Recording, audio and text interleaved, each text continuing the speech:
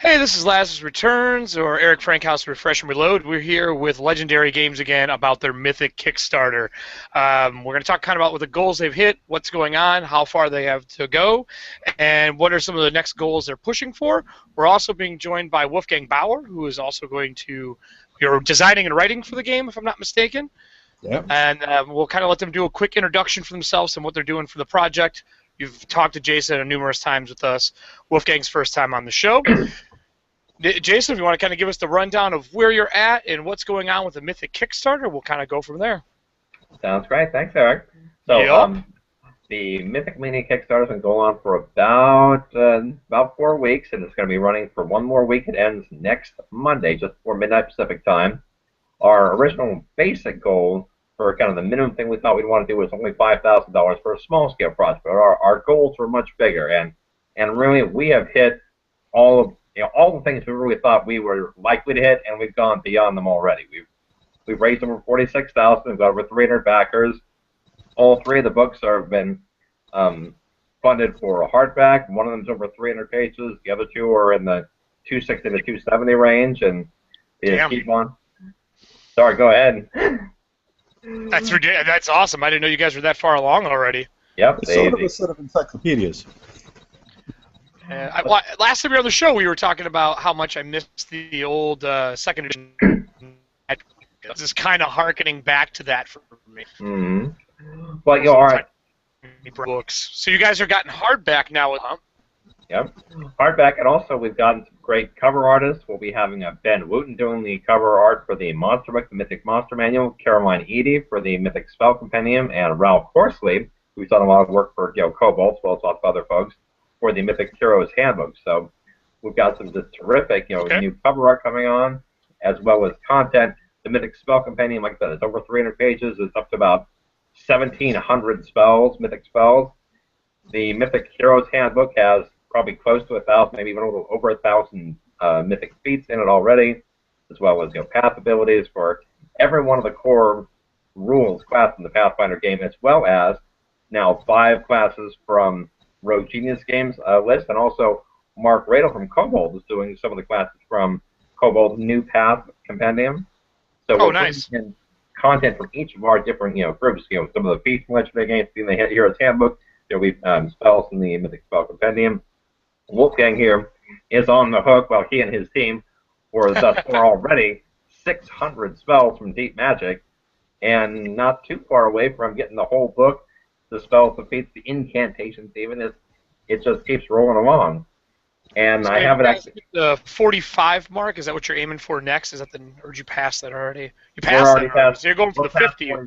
46. We're heading towards. We have a super secret stretch goal at 50,000, which we have not revealed what it is yet. So that's part of the. If we get to 50,000, we'll get to tell all about it.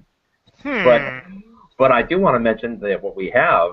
Also, I haven't mentioned the Mythic Monster Manual. It's almost 200 monsters in there, mythic versions of monsters. Some of them are existing monsters from the Paizo Bestiaries, some are from other sources, and some of them are brand new mythic monsters for each one. Are you guys also taking some of the monsters you have and other things? Like I just got my Gothic book the other day. Are you taking some of the monsters from that and making it mythic as well? That's definitely on our radar screen. We're the voters. One of the cool things with Kickstarter is we had a chance to have the backers vote on which things they wanted to include. So in the case like Owen Stevens is doing some of the class from Rogue Genius, we put up a poll, backers going to choose which classes he's going to do. Although one person also said, I really want this class, the Armature class, I'm going to sponsor that myself. So backers can vote on their 4 favorite monsters from every one of Legendary Games Mythic Monsters product, including ones we haven't even published yet, although Fairy Tale Creature should be coming out this week. Okay. But also, if they have a particular monster they want to sponsor, they can. If they have a particular spell or feat they want to sponsor, they can. People are being involved not just to buy the book, but to put their mark on it, their stamp on it, if they want to have their character illustrated as an art piece, that's a sponsorship goal. And a lot of people said, that sounds pretty cool, and have jumped on board with that. The last thing I want to mention before I stop dominating the conversation is it's your project. Talk it up. People love the Hero Lab setup, and we've already funded 2 major Hero Lab goals. All the spells in the Mythic Spell Compendium will have Hero Lab versions. All the feats in the Mythic Heroes Handbook will have Mythic conversions. not too far away, less than 2,000 away. All the rest of the content, Mythic Heroes Handbook will have Hero Lab conversions, and a little bit farther down the road, 51,000, all of the monsters in the Mythic Monster Manual will have Hero Lab conversions. So, oh, nice. So you found someone to do your Hero Lab stuff. We found 4 people. That's a lot of work. Yeah, I was hoping for more than one person with that list. Oh, my God. Hero Lab stuff's tough, man. It's time-consuming. It is, and it's expensive. So, but it's awesome to have on the back end, or I should say on the front end for all of us, because we just click a couple things and your shit's made, and it's all set to go. Yeah, that's pretty. Now, what goal is it to get all that stuff? What money level, monetary level, are you looking at to get everyone in for that? The 4th Hero Lab goal was at 51,000, and so right now we're at about 46 and a half, somewhere in there. And we are a week left, right? 1 week. Yes, 1 week left. So, cool. Given the rate of progress here, I think that's an absolutely reachable goal. And somebody asked me, I wanted back to how far out do you have these goals? Is it end after like 50,000? No, shoot. When I started the thing, I pledged out to like about maybe 65,000, and if we should go so far, I'll be more than happy to come up with 4 goals. Nice. That's a good problem to have.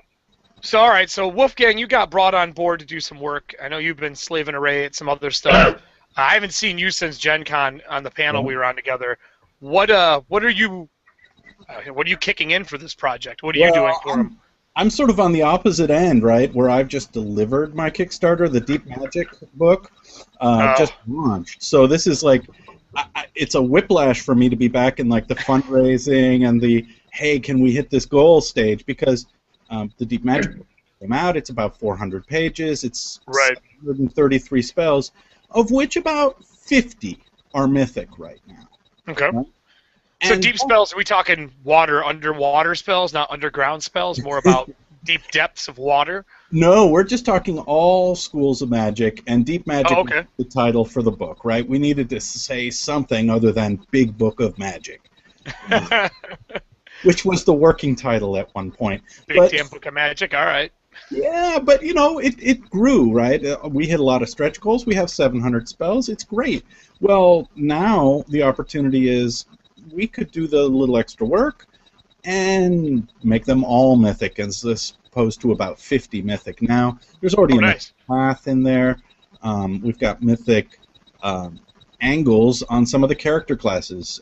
Jason was saying Mark Radel wrote the New Paths Compendium, a whole bunch of new base classes. Mm-hmm. None of those are mythic, right? So now one of the goals that we already hit here is let's take the New Paths Compendium. It's loaded with material. Let's take all of those classes and give them mythic options. Well, let's talk a minute about mythic then as designers. Do you enjoy doing design work on that level of stuff? I mean, in the old 3.0, 3.5 days, everything was epic. Mythic is a little more balanced in my eyes, and it's just a hell of a lot more fun. Do you guys like designing that extra level and doing the mythic stuff? Kind of pushing it to that next tier of what you can do? I like it. I obviously like it, and I think Jason is nuts about it, right? I think the nice thing is it creates a two-tiered system where you can have your gritty, basic stuff, but at some point, everybody gets a big kick in the pants, and they get the power of whatever their mythic starter is. Right. And off they go. Being able to design for that reminds me a little bit of the Planescape days where... I was just going to say that. Picked up to 11, and maybe you don't want that all the time, right? Maybe not every campaign is mythic, but right now it feels like a brand new playground. It feels really good to be able to have that extra design space. Yeah, our group has been doing plane hoppings, and we've been taking the idea of mythic, and we tack on a mythic template when you're in a certain plane, and you get mythic powers while you're there. When you leave, they go away. So you have a way to kind of share your powers and really try different things out. But I love the mythic stuff. Jason, you guys are building a shit ton of stuff for mythic. What made you guys decide to go the mythic path? Besides, that's what's out right now. There's the adventure path we can't mention. You can mention it all you like. Yeah. Oh, yeah, I can say it all I want. But what made you guys decide to do mythic for this? Well, I was always interested in it, and I think it was because, well, for two reasons. One is, I learned one of my other hats is an educational researcher. And in educational research, you're trying to find what are the questions that haven't been asked. And so, Right. what are the open spaces in the world of research? There's a million questions you could ask, but lots have been answered already. So Mythic gave an opportunity to look into questions and ways to play with the rules that we hadn't before, or had done in different ways, but not quite the same way. And so some of that was a design space. Some of it was also a market space. When we created the Mythic Adventures Handbook, and I worked on that project, it's a fabulous book, but think about how big the Pathfinder system is. And in that book, there was maybe 200 or so mythic spells. There's about 100 mythic feats, about 50 mythic monsters, which are all awesome rules content, but there's so much more out there. You gotta say, hey, wait, where's that spell? Where's that spell? Where's that monster? I want to use this guy here. And so my first thought was, well, gee, there's a lot of potential work out there to do to fill in all those gaps. And I started out with spells, and Owen Stevens picked up on doing the feats, and I kind of started pushing out what more could be covered. But the other part is making things, I guess I'd say, live up to their flavor text. Because a lot of how monsters and spells and things work in the game is a legacy of generations of D&D. You know, why does a chimera do this much damage with its breath weapon? Why does it have this many hit dice, approximately? Well, because that's the way it's always been. But with Mythic, you have the opportunity to say, okay, what might a mythological creature of this type have had? What are the stories about it? Or even just, what's a way that I can make this monster more cool and more fun and really, embody everything that it seemed like it should be able to do? What's that named chimera that people have talked about for years and years, and no one's ever hunted down, or anyone who has seen it has died from it? Yeah, and I think, what you're doing there is you're really going after the jaded gamer, right? Who maybe has been playing for a few years, or maybe more than a few, and, they kind of know what the Hydra is. They're not really excited about it, but the minute it starts doing things that they don't expect, as a game master, you can put the fear back in them. Why, we have a character in our game that's immune to mind affecting, and nothing's better than popping a spell. And they're like, "Oh, I'm immune to mind affecting." You're like, "No, I'm sorry, that's mythic. You're not immune to that." As spells, that's my thing. Like, it allows you to push that boundary box that your spell is stuck in with just a little descriptive text at the bottom saying, if it's mythic, you can do this if you have the mythic version of it. There's some crazy stuff you can do with the enchantment and charm spells, bypassing, like, being able to enchant golems, the spell you never used to be able to do before, and controlling them with a normal spell. That stuff's awesome. Are we going to see some pretty unique stuff with the mythic spells that you're doing on your side, Wolfgang? Oh, absolutely. I mean, the ones that we've converted so far, in Deep Magic, we got Stephen Radney McFarlane to help with those. And, so, he's on Paizo, and he laid, like, the foundation for the mythic elements in Deep Magic. I'm hoping to get him on board the team again for the next 600 mythic spells out of Deep Magic. Oh, wow. But at the very least, he set a great foundation. We're following his lead. And, yeah, so we're absolutely going to... It's sort of breaking the rules the way, every race in Cosmic Encounter has one way to break the rules of the game. Yep. And that's sort of what Mythic is to me, is you think you know, but you don't. We're waiting for Jason to come back because his internet connection is atrocious. You talked about Planescape and that kind of twist into how Mythic brings that back. And I think it's the oddness and the craziness that you found in Planescapes and Sigil that Mythic allows you to bring back in, those beyond what you should be able to normally do. Yep. Are you now? You did some stuff for Planescapes back then, didn't I you? wrote Planes of Chaos with Lester Smith, Planes of Law with Colin McComb. Are you calling back to some of that stuff when you did all your deep spells? Well, it's sort of in the back of my mind as, hey, we did things right in Planescape. Let's do that twist. Let's see if we can bring some of that flavor. I mean, in Deep Magic, we brought whole new schools in just to mess with people. Like, there's a school of shadow magic. There's a school of clockwork magic and temporal magic. Gets a whole lot of play in that book. Well, now we're going to have to get mythic about shadow magic and mythic temporal clockwork magic. Man, there's some great stuff in there. Demon binders, angelic seals. I mean, a lot of this is heaven and hell material and alternate planar material. So yeah, Right. for that stuff, a little Planescape twist, Planescape flavor is totally called for. Other Are you things, doing any things where spells are tied to races? 'Cause I know if as we've seen Paizo bring out stuff, there are spells that are specific to races, and obviously we always have class-specific spells. Are you doing yeah, anything along those lines where we've some done a spells are few. just mythic and nothing but you can't use it otherwise? We haven't yet done an all mythic and nothing but spell. I mean, deep magic was meant for your core casters to sort of Okay. expand their range. So mythic wasn't part of the original goal there. Um, but it could be because we're going to have to replace some other things, right? Like I did, I don't know, a dozen new cantrips in deep magic. And maybe you can write a mythic cantrip, but You absolutely can. A maybe mythic cantrip. Okay. yeah, Prestidigitation cleans entire cities instead of a small area. you could, right? But maybe we just write a spell that's mythic to begin with, right? And that you can't use without expending mythic power. Are you doing anything different with bringing? Like, obviously, this mythic already. Are you adding anything new to it, like mythic components to use spells? So everyone always thinks of Wall of Force and that huge component cost. Are you doing Yeah. anything along those lines? Ooh.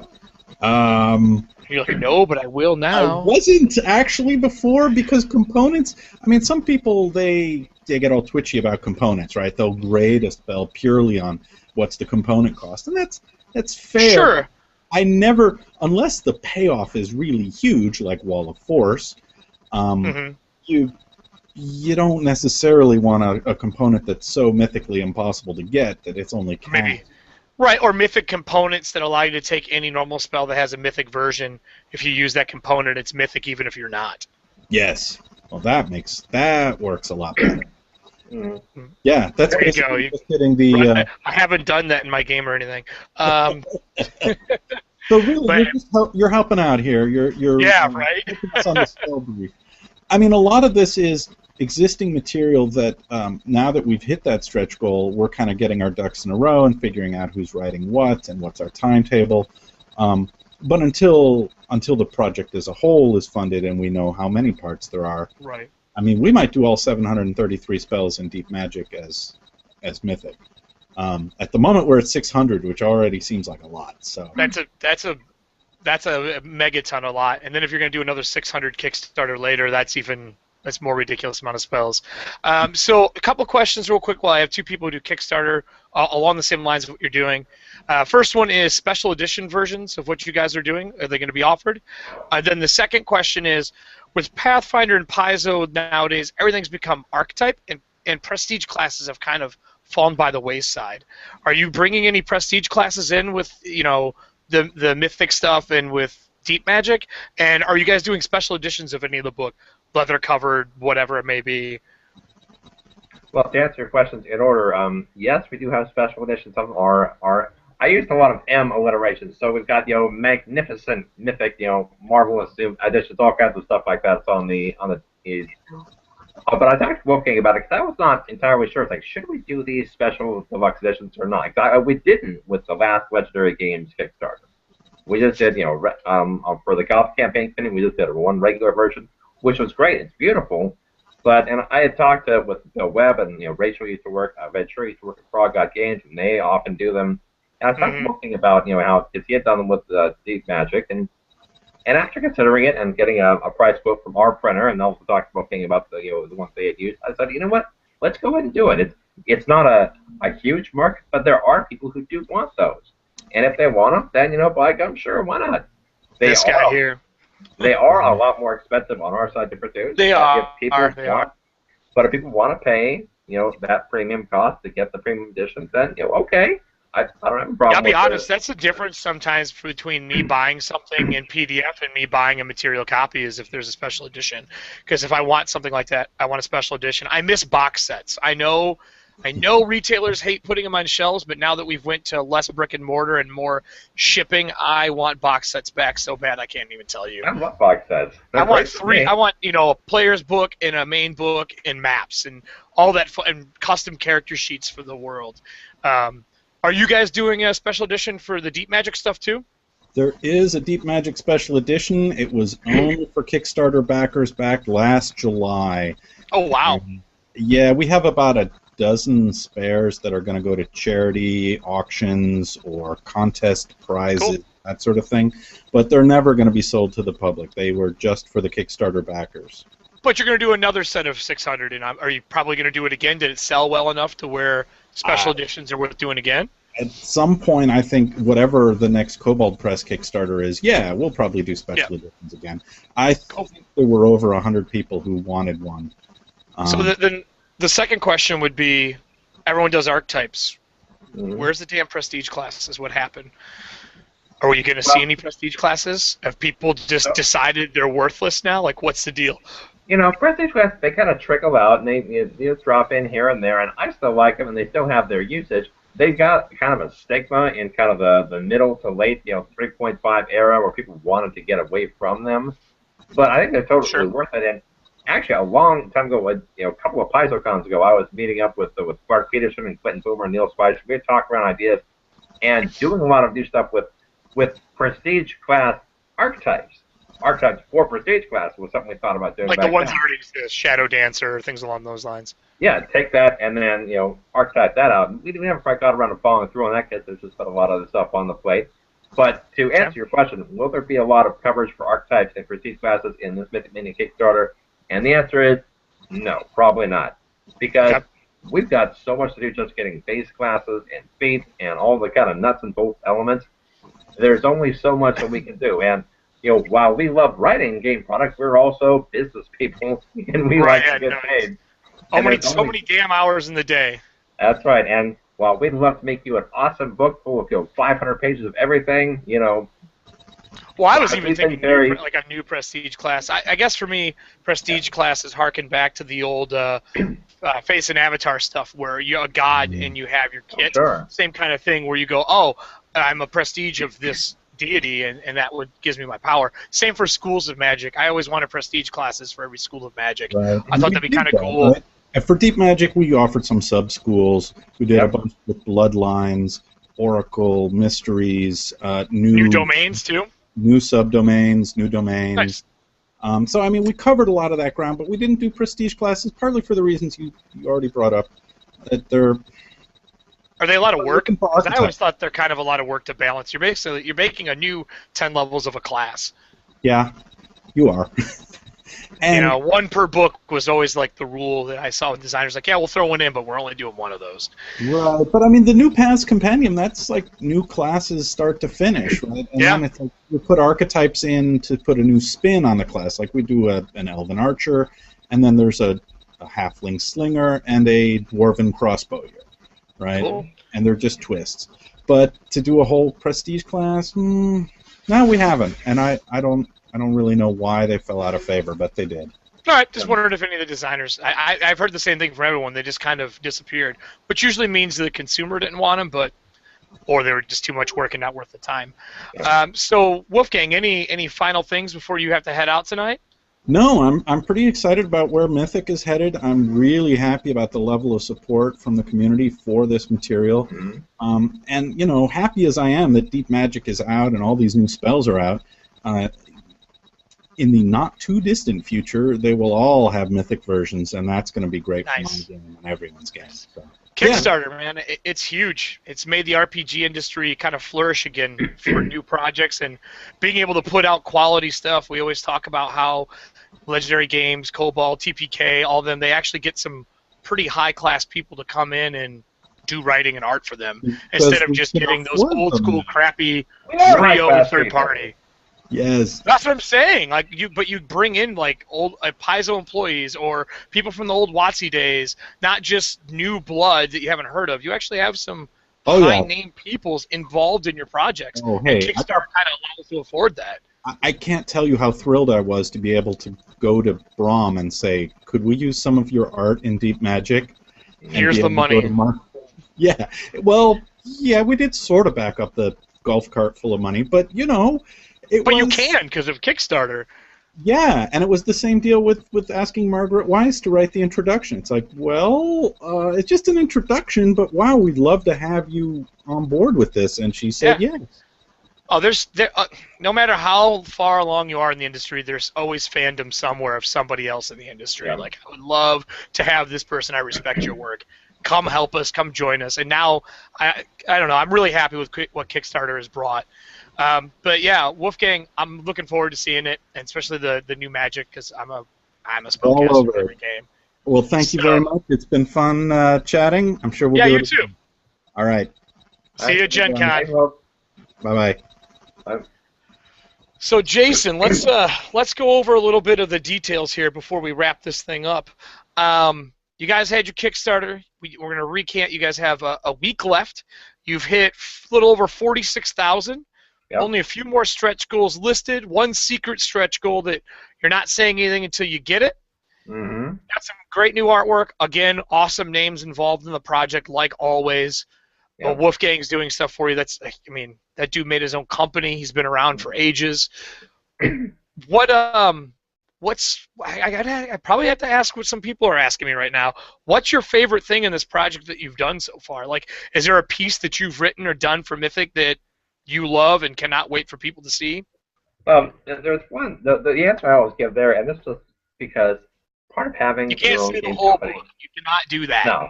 Nope. Okay. Having your own company means every once in a while you can indulge your sense of whimsy. And one of the books we did was Mythic Monsters Mounts. And I thought, what is the most mounts? Mounts. So it's got 20 mounts from riding dogs up to rocks and nightmares and all points in between. Nice. But the one that just brought a smile to my heart was a Mythic Pony. The Mythic Pony. Pony? Yes, which has the ability to just carry incredible loads of stuff and to... So it's a mule. It's its ugly cousin now. No. It can carry huge amounts, but also it's just cute, it's charming, and no matter what happens to it, it can inexplicably survive anything. It can Are you kidding me? While everyone dies. It has, by spending a point of mythic power, it just shows up like an hour later, perfectly unharmed, like, wait, how did you survive? Unscathed, questioning it, how it survived and why you didn't follow it. This mythic power is called inexplicable survival. It doesn't make sense. It just is there because you think of all the great you think of all the great fantasy stories. Bella the Pony and the Wheel of Time, or Bill the Pony and Lord of the Rings. And how do these ponies? You know what? Mythic Pony, and I love the Mythic Pony. But there's lots of things that are more flashy and dramatic. And like I said, we put up backer polls for which monster they want to see included in the product. And as you might expect, a lot of them gravitate towards the CR25, mythic pit fiends and Baylors and great warm red dragons and Jabberwocks and all that crazy stuff. But what really makes Mythic cool is that it's not just about the super powerful world-ending abominations. While those are lots of fun and they're awesome, you can do Mythic from all the way at the bottom. We've got Mythic Vegapigments. We've got Mythic, Blink Dogs are coming up here. Well, I ran level 1 Mythic characters just because they were special in the village. Mm-hmm. And never gave them another Mythic tier until like 10. Yeah. It's awesome. It's this variability that's been missing in Pathfinder. Yeah, that's the thing that I think is the coolest about it, is that ability to just kind of flex and flow and manipulate how you want the game to go. And you can sort of push that up as far as you want it to. And in the campaign that I run, my Friday night game, I've been running, I sort of got rid of, being counting experience points, just sort of, you level up every now and then. Here, I stopped using experience like when Pathfinder came out. Yeah, but I know it's blasphemy to some people, but it allows me to run a better story, damn it.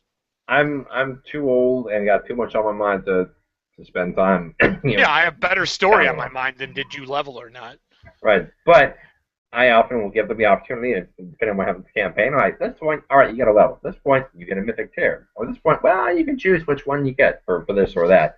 You achieve something, and it kind of brings you this great mythic power. And sometimes when they offer the choice, they might choose to get a level instead of a tier. They offer different things, and they're each cool in their own way. But it just sort of gives you another set of branches in the path that you want your character to take. So much of Pathfinder has become about builds that sometimes we almost pre-plan out our characters into oblivion, which can be cool. Yeah, it's true.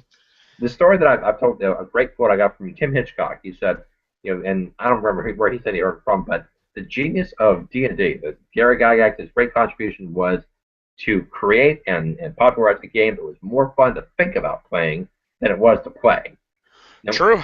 No matter how much fun you have playing the game, you just think, wow, what my character do this? Or wait, maybe I can do that. You might design 6 different builds for what your character might become. Now I have a guy in my group, man. He's all about right. He's got a notebook full of different builds for Pathfinder. Same. Yeah. And And Mythic to us, I mean, like we always say, I don't remember where the saying came from. Todd, if you're listening, maybe you can pull it out of your ass. But if you can't explain it, it's just a giant damn waffle iron. It's a giant waffle iron, magical waffle iron. That's the answer to it. I don't know where it came from, but it doesn't make any sense. And that's just sometimes what Mythic is. Don't question it. Just it's there. Let it work. Let it do what it does. And I love that stuff about Mythic because as a GM, I can go, it's Mythic, and they go, oh damn. Like there's no argument. There's no, well, the rules say no. It's Mythic. cheating. Stop questioning me as a GM. There's no cheating. And I'm a GM. There's no cheating anyway. But I did just notice scrolling through that you guys are going to be doing Mythic Psionics. No, not doing it. It's done. That was 25,000 ago. At the 30,000 mark, we added in. That's what I'm saying. That you're at. I love the new book that they put out. That thing is outstanding. And that was a case where when we first started putting on our Mythic stuff, Jeremy Smith from Dreams Card emailed me and said, "Hey, are you guys planning to do anything with Mythic Psionics?" And I said, I love Psionics personally, but I don't think I have time to do it. And he said, "Okay." Right. And then he sort of working on the side as a side project. And once we got this Mythic Mania thing coming together, Wolfgang was the first one I brought on, and then I started talking to Owen about it. Jeremy emailed me again and said, "Hey, I've been working on Mythic Psionics. I've got like 50 or 60 pages of it. Do you think there's a place for this in your in this Kickstarter?" I said, "You know what? Who knows Psionics better right now than Dreams Card Press? You guys are it. You're the name. You got it." So I was delighted to say, "Yes, absolutely. Shoot, come on board, man." I would be tickled pink to have that on there. So there's going to be just a metric crap ton of Mythic Psionic content in the Mythic Heroes Handbook.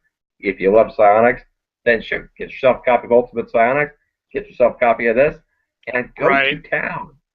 Right. Yeah. No. Yeah. Exactly. So, is there any last notes besides come because obviously we want to see this thing hit its max goal here. Make it rain. Make it rain and hit that last stretch goal. You guys are so damn close. 51,000 is the last stretch goal that you have listed. Do you have others? There should be more up there. I posted them up to 56,000 earlier today. Let me go check.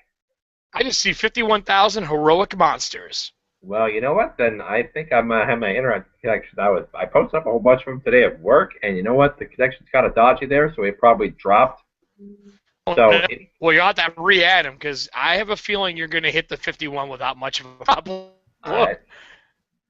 I think that I want to see you go past. You guys have shirts. You have dice that are available as well. And what else did you guys add in here that's different? You can get it. So you got to talk with Dreamscar Press, Steve Russell, you and I when we first talk, and you're on a couple podcasts as well. There's a bunch of stuff promoting this. Also at the bottom for anyone who's running web pages, if you want to help promote or just on your own site, you got the banners at the bottom. Absolutely. But there's a lot here. You guys have this is an insane Kickstarter. This is probably one of the most ambitious Pathfinder-based Kickstarters I've seen this year. Well, you know what? Go big or go home, right? Without a doubt, I am all about that. Fortune favors the bold. So yeah, everybody, 56. Let's at least get them to 51 so we can see what they have. He says he has more. They're not on there, but they will be soon. I'll have to go back up tonight and fix it. Is there any option still where people can say, "Hey, I want to kind of sponsor this thing"? Is that still options? Absolutely. So there's all kinds of sponsorships available. You can sponsor well, let me go back and say all of the stuff from the core rules is covered. Everything from the core rulebook, the advanced player's guide, advanced race guide, ultimate magic, ultimate combat, all of that, it's already in. But I want to sponsor a monster. If you want to sponsor some feat from some oddball supplement from any one of the Galarian based players companions. What if it's really old and you have to make the monster again? So monsters have a couple of levels. If it's a monster that we've already done in a Mythic Monsters project, but it just hasn't been voted in, guess what? The voters are going the other way. We call that marrying a monster. So you marry that monster, it gets in the book. If it's a monster that exists in Pathfinder and it just isn't Mythic yet, that's adopting a monster. Now, if it's Okay. some oddball, screwball monster from some other game system, from first edition, or even just out of your own head, and you want to say, hey, you know what, I want to develop this for Mythic, that's even a sponsorship level too. You can work with one of our ace designers and create your own. Give birth to a Hmm. monster. All right. Not some total jacked up psycho monster that you want to, inflict on the world. You can sponsor that in. You can sponsor creates. You can sponsor spells. If you want to make Owen Stevens work harder and get some more of his Rogue Genius games fast in there, you can sponsor one of those. If you want And to what sponsor levels does that stuff start at? and those are all add-on levels, so you can add those on regardless of what your level is. Oh, So really? They're just a add on to your current level. You want this kind of like T-shirts and whatnot. that is correct. If you say I want Mythic sponsors 25. It says. yeah. So if you are so the most common core levels are for the Myths and Legends, which is for the 3 PDFs at $75, or for the Mythic Marvel Plus, which is the 3 hardback books and the 3 PDFs for 150. And you'll say, Wow. 150? No, 150 for 3 books. 3 books, Yeah. which are Yeah. I definitely want to state that, everybody. We're talking 3 books. We're getting a compendium of books.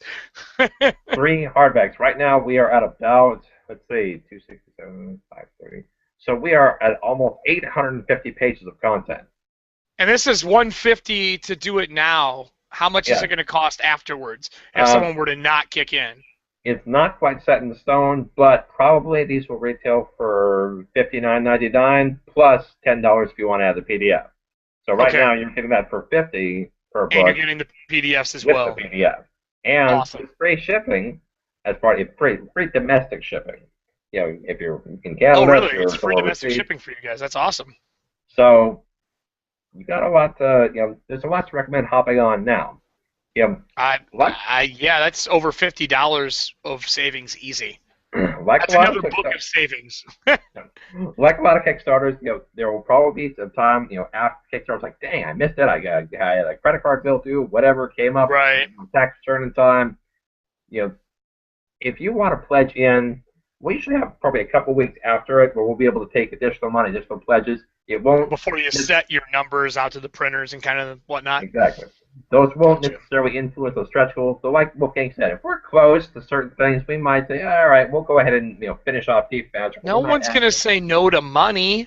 Right. So we may add in basically what that happens at the end of the Kickstarter is that's the official what's going to go in there. We may add more if we are so inclined. And also, I should point one thing out: if you, for whatever reason, don't use credit cards, and there are people out there, you can still pledge via PayPal to us. There you go. Send your pledge in to makeyourgamelegendary@gmail.com, and that's just Legendary Games PayPal server. And you send an email to that same email address, makeyourgamelegendary@gmail.com. You can make a pledge via PayPal directly to us. We've got some PayPal pledges in there already. So Right. if for whatever reason that is your buying method of choice online, that's great. We want to help facilitate that, and we want money however you can pay it. So Exactly. Yes. if that's the way you want to rock it, then rock it, sure. So, well, I gotta say, Jason, thanks for joining us again, and thanks for Wolfgang for joining us as well. It's nice seeing you both again. I'm sure we'll be talking to you again after this is all closed up and what stretch goals you hit and whatnot. The only other question I would have is, what are we looking at? Probably a year ship time before this comes out because of how massive this project is? Our estimated ship time is May of next year, so just over a year from now. We're intending to have all writing done by the end of 2014. Then it'll be in editing and layout, and that will probably take 2 to 3 months, and then after that, the PDFs come out a little bit before the print does, I assume. Right. Our plan is to send out PDFs first to backers, and then if they discover any this is missing, wait, what's errors, whatever, errata. Anything else? Then you know what? PDFs are easy to fix, but print is forever. And before I drop $20,000 or $30,000 on a giant moving truck full of books, I want to make sure they're right. So yes, we'll be sending out the PDFs backers first, and then there will be a certain window of comment time, and if there's anything that is especially missed or missing, then look, 300 sharp, pairs of eyes are better than, at catching that kind of stuff than, any number of editors. It doesn't matter how good your writers are, it doesn't matter how good your editors are. Something will always get missed somewhere. Yep. And people will find it when they start, coming out of sight unseen. So we will be, we want to get it as perfect as we can, but we will be sending these backers first and check out with PDF.